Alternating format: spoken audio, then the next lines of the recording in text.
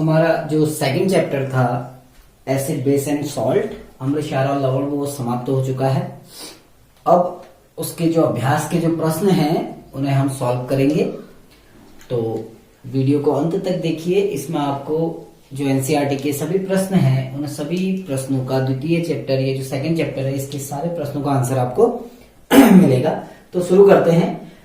NCERT की जो अभ्यास है उसका जो पहला प्रश्न है वो है कि कोई विलयन लाल लिटमस को नीला कर देता है, इसका पीएच मान संभवतः क्या होगा। तो हमने बात जब चैप्टर पढ़ा था तो हमने कहा था कि लाल लिटमस को नीला कौन करता है, लाल लिटमस को नीला करते हैं क्षार, ठीक। और जो क्षार है उसका पीएच मान सदैव 7 से ऊपर होता है, यानी 8, 9, 10, 11, 12, 13, 14। तो जो क्षार होता है वो लाल लिटमस को नीला कर देता है और क्षार का पीएच मान 7 से अधिक होगा, यानी इसका जो भी आंसर होगा वो संख्या 7 से ऊपर होगी। 1 हो नहीं सकता क्योंकि अम्ल का पीएच मान 1 होता है, 4 भी नहीं हो सकता क्योंकि वो भी अम्ल का होता है, 5 भी नहीं हो सकता, तो इसका आंसर कितना होगा 10, ठीक। अब हम सेकंड क्वेश्चन की ओर जाते हैं कि कोई विलयन अंडे के पिसे हुए कवच से अभिक्रिया कर एक गैस उत्पन्न करता है जो चूने के पानी को दूधिया कर देती है, इस विलयन में क्या होगा। तो आपको समझना है, पहले तो लिखा है एक गैस उत्पन्न करता है जो चूने के पानी को दूधिया कर देती है। तो चूने के पानी को दूधिया कौन सी गैस करती है, ये हमने पढ़ा है कार्बन डाइऑक्साइड। तो जो कार्बन डाइऑक्साइड गैस है वो चूने के पानी को दूधिया कर देती है अंडे के पिसे हुए कवच में। तो आपको पता होना चाहिए कि जो अंडा है, अंडे का जो कवच होता है वो कैल्शियम कार्बोनेट का बना होता है, CaCO3 का। यानी ये अंडे का क्या है, कवच है। इस कवच से कोई पदार्थ X क्रिया कर रहा है, ठीक। और क्रिया करने के बाद एक गैस निकाल रहा है, कौन सी, कार्बन डाइऑक्साइड, ठीक हो गया। तो आप ध्यान देना, ये क्या है, धातु कार्बोनेट, ये है एक धातु कार्बोनेट। तो हमने जब अम्लों के रासायनिक गुण पढ़े थे तो वहां पर हमने बात की थी कि जब कोई अम्ल किसी धातु कार्बोनेट से क्रिया करता है तो वो कार्बन डाइऑक्साइड गैस मुक्त करता है, क्योंकि अंडे के कवच में जो है वो कार्बोनेट का बना होता है, धातु कार्बोनेट का। और धातु कार्बोनेट से कोई पदार्थ, हमें नहीं पता ये अम्ल है या क्या है, ये X पदार्थ इस धातु कार्बोनेट से क्रिया करके कार्बन डाइऑक्साइड निकाल रहा है। तो आपको पता होना चाहिए, क्योंकि हमने अम्लों के रासायनिक गुण जब पढ़े तो हमने कहा कि कोई पदार्थ यदि धातु कार्बोनेट से क्रिया कर कार्बन डाइऑक्साइड गैस निकालता है तो वो पदार्थ क्या होगा, अम्ल होगा। यानी जो कार्बन डाइऑक्साइड गैस निकल रहा है इस विलयन में क्या होगा, तो इस विलयन में क्या होगा, आपका अम्ल होगा।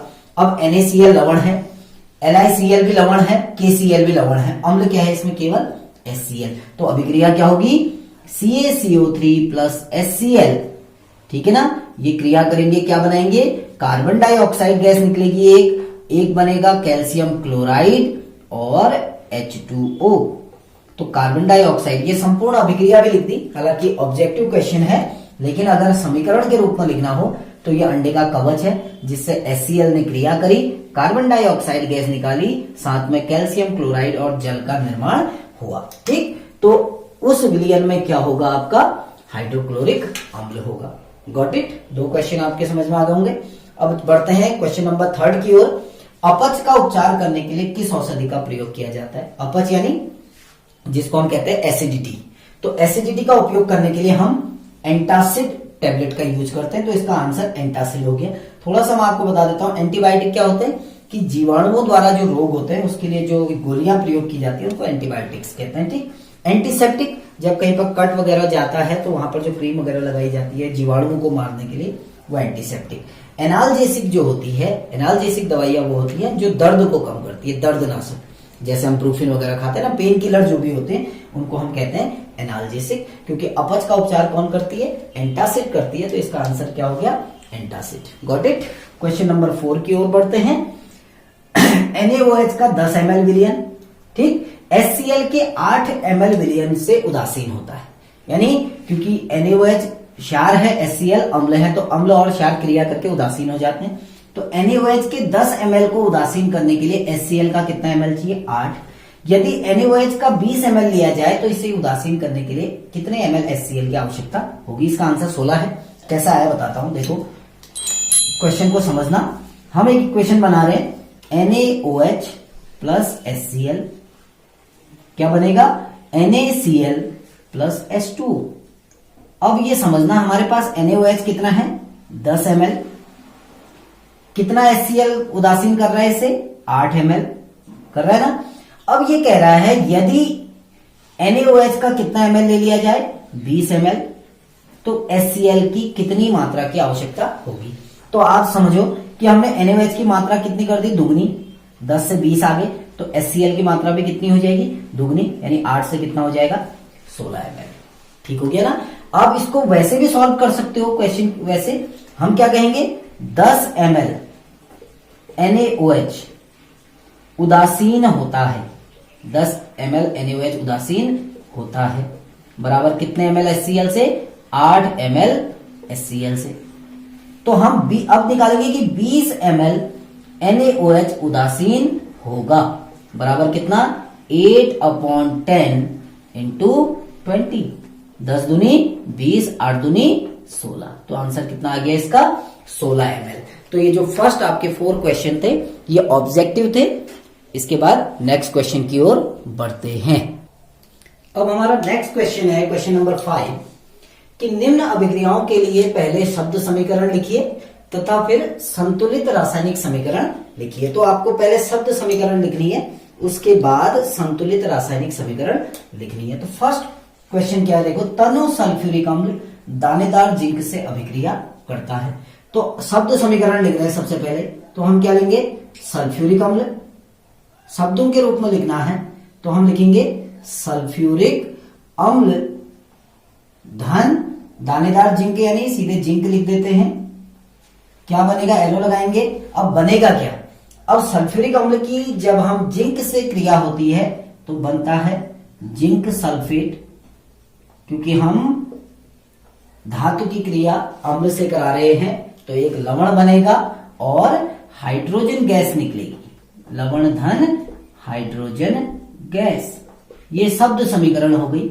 अब इसको रासायनिक समीकरण के रूप में लिखेंगे कि सल्फ्यूरिक अम्ल का सूत्र क्या होता है H2SO4 प्लस जिंक क्या है Zn। जब इनकी क्रिया हुई तो क्या बनेगा जिंक सल्फेट यानी ZnSO4 प्लस हाइड्रोजन गैस यानी H2 गैस। तो ये संतुलित रासायनिक समीकरण है, इसको संतुलित करने की आवश्यकता नहीं है। ठीक हो गया ना। और इसके आगे इनके प्रतीक भी लिख सकते हैं, क्योंकि सल्फ्यूरिक अम्ल एक्वस जली विलयन है, ये ठोस है तो सॉलिड, ये लवण है तो ये भी एक्वस, और ये गैस है तो इसके आगे जी आप लिख सकते हो। ठीक। दूसरा क्वेश्चन है देखिए, तनु हाइड्रोक्लोरिक अम्ल मैग्नीशियम पट्टी से अभिक्रिया करता है। तो पहले शब्द समीकरण लिखेंगे, हम क्या लिखेंगे हाइड्रोक्लोरिक अम्ल, हम लिखेंगे हाइड्रोक्लोरिक अम्ल धन किसकी क्रिया करा रहे हैं, किससे करा रहे हैं मैग्नीशियम पट्टी। तो हम यहां लिखेंगे मैग्नीशियम, मैग्नीशियम धातु से करा रहे हैं। क्या बनेगा देखो, अब अम्ल की धातु से क्रिया की जा रही है, फिर से लवण बनेगा यानी मैग्नीशियम क्लोराइड बनेगा, आपका मैग्नीशियम क्लोराइड बनेगा और हाइड्रोजन गैस निकलेगी। और कौन सी गैस निकल रही है आपकी हाइड्रोजन गैस निकल रही है। अब रासायनिक समीकरण के रूप में लिखेंगे, हाइड्रोक्लोरिक अम्ल क्या होता है HCl, क्रिया किससे करा रहे हैं मैग्नीशियम से अर्थात Mg से, और बनेगा क्या मैग्नीशियम क्लोराइड यानी MgCl2, और गैस कौन सी निकल रही है हाइड्रोजन। ये असंतुलित है, इसको हम संतुलित करेंगे और ये बैलेंस हो गई आपकी twice HCl plus Mg, MgCl2 plus H2। Got it. Question number 3 की ओर आते हैं, तनु सल्फ्यूरिक अम्ल एल्यूमिनियम चूर्ण से क्रिया करता है। तो हम क्या लिखेंगे सल्फ्यूरिक अम्ल, शब्द समीकरण लिख रहे हैं सल्फ्यूरिक अम्ल धन एल्यूमिनियम चूर्ण या खाली एल्यूमिनियम धातु। जब सल्फ्यूरिक अम्ल की क्रिया एल्यूमिनियम से होती है, अब ये धातु है ये अम्ल है तो लवण बनेगा एल्यूमिनियम सल्फेट, ये बनेगा एल्यूमिनियम सल्फेट। अब ये सूत्र बनाने कक्षा 9 में आपको बताए हैं, एल्यूमिनियम सल्फेट धन हाइड्रोजन गैस, एल्यूमिनियम सल्फेट धन हाइड्रोजन गैस। अब इसको हम लिखेंगे रासायनिक समीकरण के रूप में। अब रासायनिक समीकरण में देखो सल्फ्यूरिक अम्ल क्या है, H2SO4, किससे क्रिया करा रहे हैं, एल्यूमिनियम से, तो एल्यूमिनियम सल्फेट बनेगा Al2SO4 का होल थ्राइस प्लस H2। अब इसको हमको बैलेंस करना है। देखो अब यहाँ कितने बैलेंस करने का तरीका आपको देखो फर्स्ट वीडियो में बताया था। सबसे पहले धातु को संतुलित करते हैं, फिर अधातु को संतुलित करते हैं हाइड्रोजन और ऑक्सीजन को छोड़ के। तो धातु यहाँ एल्यूमिनियम कितनी है, 2, यहाँ भी 2 हो गई। अब यहाँ सल्फेट कितने हैं, 3, तो यहाँ भी 3 सल्फेट हो गए, और हाइड्रोजन कितनी हो गई, 3। तो ये बैलेंस इक्वेशन हो गई।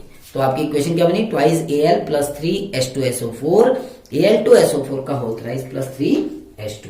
अंतिम प्रश्न है देखो, तनु हाइड्रोक्लोरिक अम्ल लोहे की रेत से क्रिया करता है। अब फिर से शब्द समीकरण, हाइड्रोक्लोरिक अम्ल, शब्द समीकरण क्या होगा, हाइड्रोक्लोरिक अम्ल धन लोहा, लोहे की रेत यानी लोहा से क्रिया करा रहे हैं, तो ये धातु है, ये अम्ल है, ठीक। तो अब जब किसी धातु की अम्ल से क्रिया होती है तो क्या बनता है, लवण और हाइड्रोजन गैस। अब लोहा ना लिख के इसको हम आयरन लिख देते हैं, क्योंकि रसायन की भाषा में लोहे को क्या कहता है, आयरन। तो लवण क्या बनेगा, आयरन क्लोराइड, लवण बना आयरन क्लोराइड धन हाइड्रोजन गैस, धन हाइड्रोजन गैस। अब हम इसको देखो रासायनिक समीकरण के रूप में लिखते हैं। रासायनिक समीकरण के रूप में कैसे लिखेंगे, देखो HCl का सूत्र क्या, सॉरी हाइड्रोक्लोरिक अम्ल का सूत्र HCl, लोहे का सूत्र Fe, आयरन क्लोराइड होता है FeCl3, और हाइड्रोजन गैस का सूत्र क्या है, H2। अब इसको हम बैलेंस करेंगे। देखो कितने Cl है, 3, तो यहाँ 3 से मल्टीप्लाई कर देते हैं, हाइड्रोजन को भी 3 से। नहीं, ये बैलेंस नहीं हुआ, अभी रुकिए। आपके पास 3 आपके FeCl3 जो है, आप इसको 2 से मल्टीप्लाई कीजिए, इसको भी 2 से मल्टीप्लाई कर देते हैं, 3 दूनी 6, 6 HCl3H2। ये बैलेंस इक्वेशन हो गई। तो ये आपका क्वेश्चन नंबर 5 है कि आपको शब्द समीकरण लिखनी थी, फिर आपको संतुलित समीकरण लिखनी थी। अब बढ़ते हैं अपने नेक्स्ट क्वेश्चन की ओर। तो हमारा नेक्स्ट क्वेश्चन है कि आश्वित जल विद्युत का चालक नहीं होता है, जबकि वर्षा का जल विद्युत का चालक होता है। अब ये ध्यान रखना कि जो वर्षा का जल है, वर्षा के जल में, क्योंकि वायुमंडल में कार्बन डाइऑक्साइड गैस होती है, तो हम कहते हैं कि वर्षा की, इसका जो आंसर है, वर्षा के जल में कार्बन डाइऑक्साइड गैस घुल जाती है, घुल जाती है, और घुलकर कार्बोनिक अम्ल बनाती है, और घुलकर कार्बोनिक अम्ल बनाती है। कार्बोनिक अम्ल एक दुर्बल अम्ल है, कार्बोनिक अम्ल जिसका सूत्र होता है H2CO3, कार्बोनिक अम्ल बनाती है, जो H पॉजिटिव आयन उत्पन्न करता है, H पॉजिटिव आयन उत्पन्न करता है, इसलिए विद्युत का चालक होता है, इसलिए विद्युत का चालक होता है।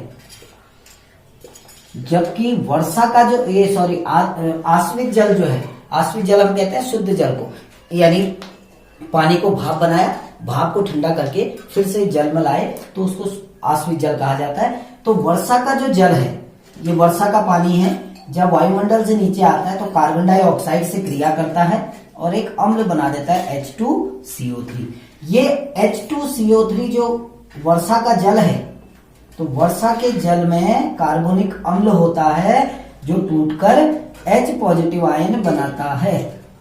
तो इस H पॉजिटिव आयन के कारण जो वर्षा का जल होता है वो विद्युत का चालक होता है, जबकि आश्वित जल जो है वो H पॉजिटिव आयन उत्पन्न नहीं करता है, इसलिए वो विद्युत का चालक नहीं होता है। ये क्वेश्चन नंबर 6 था। अब बढ़ते हैं हम अपने अगले क्वेश्चन की ओर।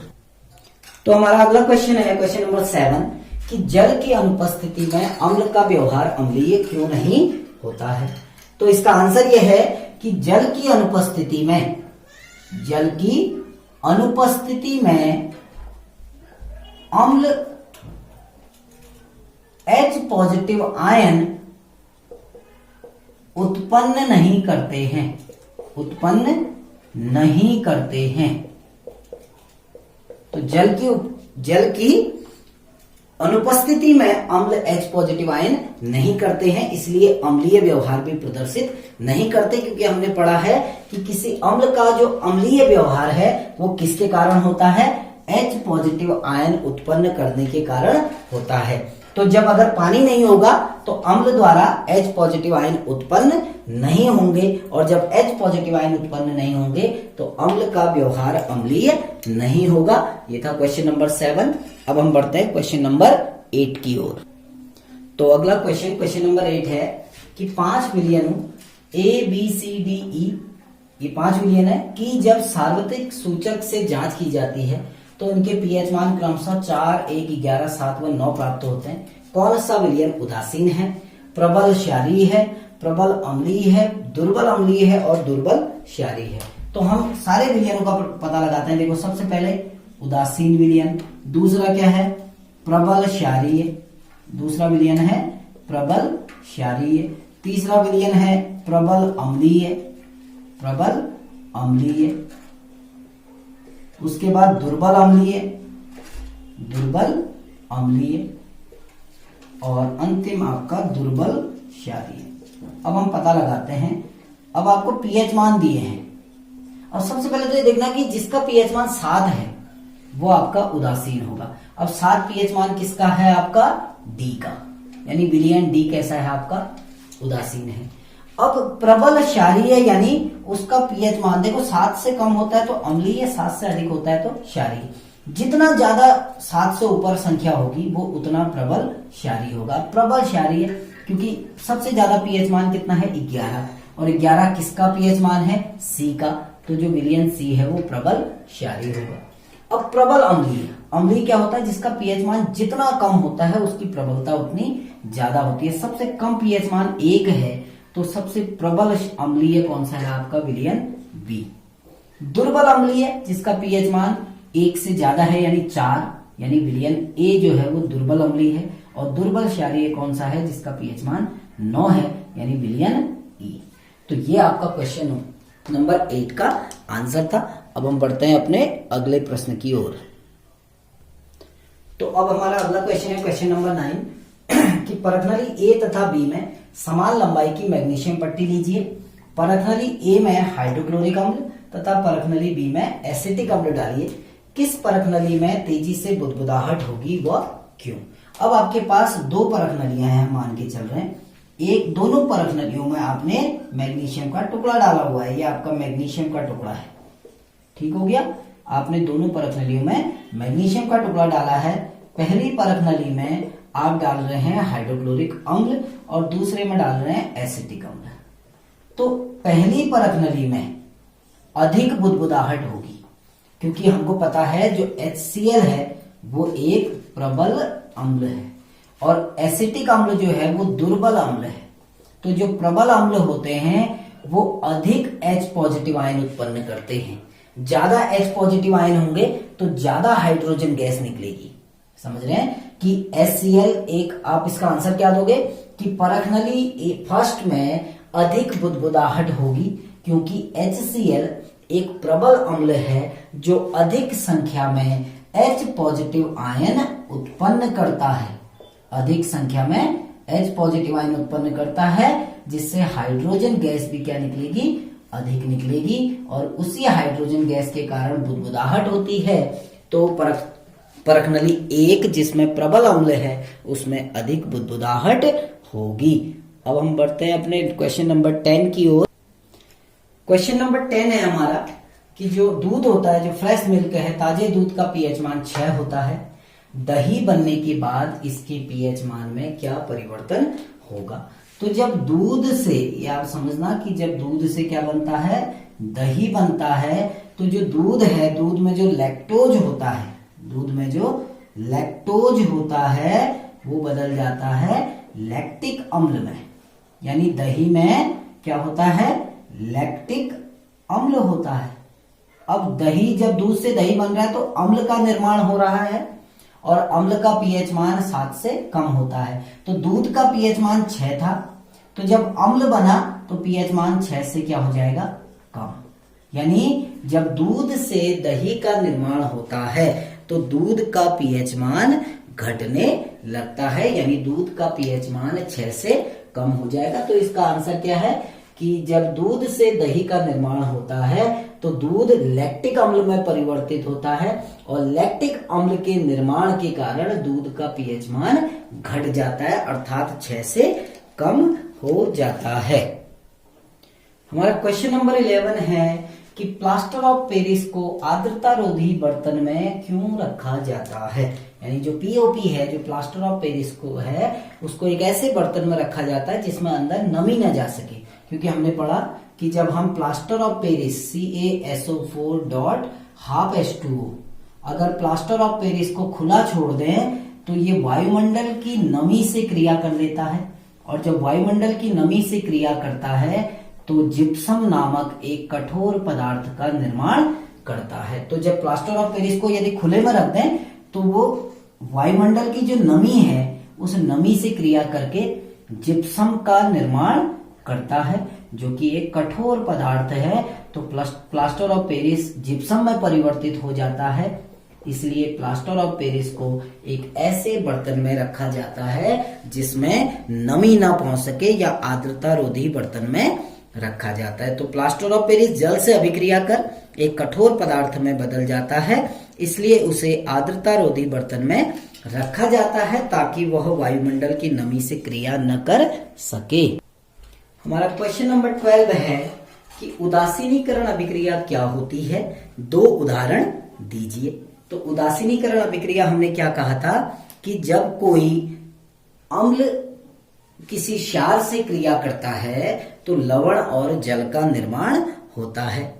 इस प्रक्रिया को हम कहते हैं उदासीनीकरण अभिक्रिया, अर्थात ऐसी अभिक्रिया जिसमें कोई अम्ल किसी क्षार से क्रिया कर आपका लवण व जल का निर्माण करता है, उसे उदासीनीकरण अभिक्रिया कहते हैं। आप सीधे सीधे कह सकते हैं कि अम्ल व क्षार की परस्पर होने वाली अभिक्रिया को हम उदासीनीकरण अभिक्रिया कहते हैं। अब इसके 2 उदाहरण देखो, आप कोई भी एक अम्ल ले लो, HCl प्लस कोई क्षार ले लो NaOH, क्या बन जाएगा NaCl प्लस H2O।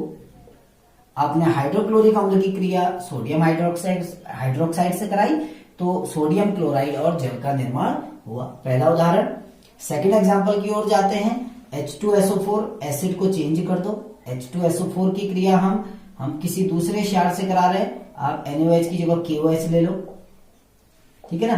तो जब आप सल्फ्यूरिक अम्ल की क्रिया पोटेशियम हाइड्रोक्साइड से कराते हैं तो एक लवण बनता है K2SO4 potassium sulphate plus twice H2O। आपने सल्फ्यूरिक अम्ल की क्रिया की, ये आपका सल्फ्यूरिक अम्ल है, इस सल्फ्यूरिक अम्ल की क्रिया आप पोटेशियम हाइड्रोक्साइड से करा रहे हैं, पोटेशियम हाइड्रोक्साइड।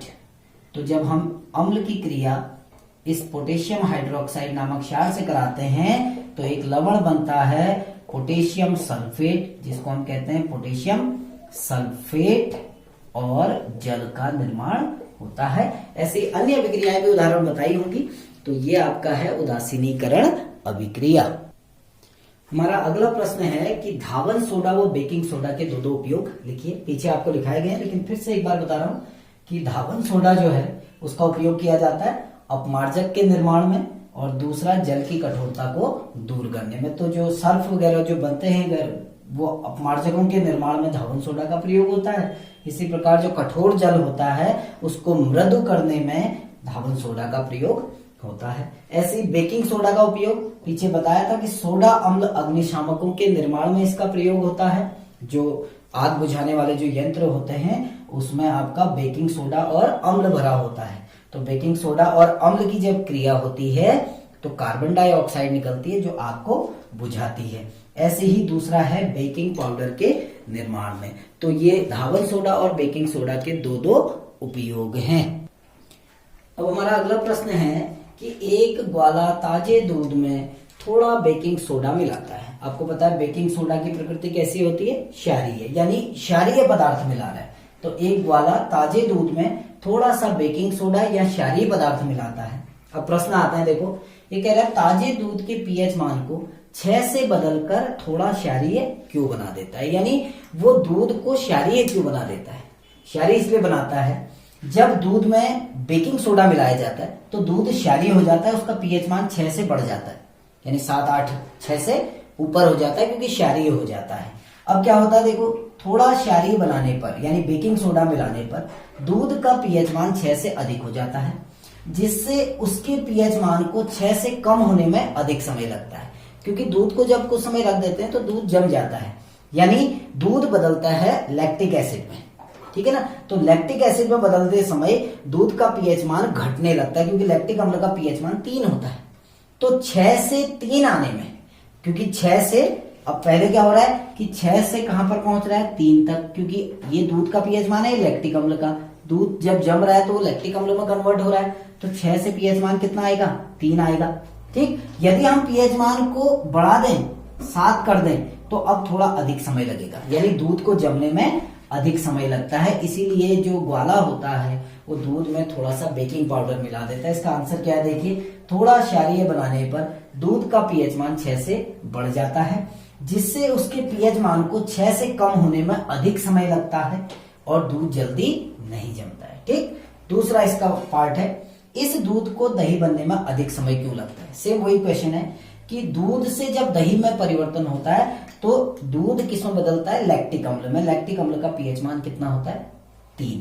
तो पहले क्या हो रहा है कि दूध का पीएच मान 6 है, यदि ताजा दूध है तो जमेगा तो उसका पीएच मान 6 से कितने में परिवर्तित होगा 3 में, तो थोड़ा कम समय लगेगा ना। अब हमने क्या किया, बेकिंग सोडा मिला दिया तो दूध का पीएच मान 7 से भी ऊपर हो गया, पीएच मान बढ़ गया। तो अब इस 8 से इसको 3 आने में ज्यादा समय लगेगा, इसीलिए दूध को यानी सोडा मिला दूध जो है, बेकिंग सोडा मिला जो दूध है उससे दही बनने में अधिक समय लगता है। यही क्वेश्चन है, क्या लिखा है, सूक्ष्म जीवों द्वारा सोडा मिले दूध जिसका पीएच मान 7 से अधिक होता है, लैक्टिक अम्ल के पीएच मान 3 तक आने में अधिक समय लगता है, इसीलिए दूध को दही बनने में अधिक समय लगता है। हमारा अंतिम प्रश्न है कि अल्कोहल व ग्लूकोज जैसे यौगिकों में हाइड्रोजन होती है, लेकिन इनका वर्गीकरण अम्ल की तरह नहीं होता है, एक क्रियाकलाप द्वारा इसे सिद्ध कीजिए। तो हमें पता है जो अल्कोहल है, जैसे अल्कोहल का सूत्र होता है C2H5OH, तो इसमें भी हाइड्रोजन है। अम्ल जैसे ये जो आपका ग्लूकोज है C6H12O6, इसमें भी हाइड्रोजन है, लेकिन ये दोनों का वर्गीकरण अम्ल की तरह नहीं होता है, यानी इसमें हाइड्रोजन तो है लेकिन इसको हम अम्ल नहीं कहते। क्यों नहीं कहते, पहले इसका आंसर बताता हूं कि अल्कोहल और जो ग्लूकोज है ये कभी भी H पॉजिटिव आयन नहीं देते हैं, इसलिए इनको अम्ल की कैटेगरी में नहीं रखा जाता है।